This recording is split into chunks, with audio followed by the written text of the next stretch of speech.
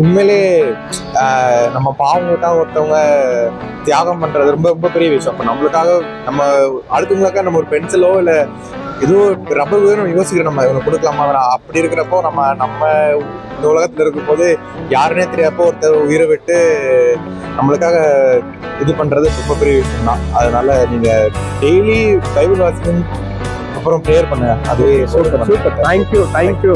God bless you. அந்த உங்க வாழ்க்கையில பெரிய காரியம் வச்சு தேங்க்ஸ். நீங்க நிறைய ஜெனரேஷனுக்கு பாவம் என்னன்னு தெரிய மாட்டேங்குது. கரெக்டா தானம்மா? வாங்க அவங்க மைக்க கொடுங்க. சரி சரி நீங்க சொல்லுங்க. பாவம்னா என்ன? அவ்வளவு தெரியாது. சரி பரவாயில்ல, ரொம்ப யோசிக்கிறீங்க.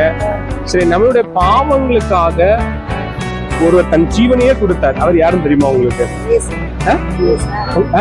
கரெக்டா சொல்லிட்டீங்களா? உங்க பேருமா? சந்திரா. சந்திராமா அழகா சொல்றாங்க.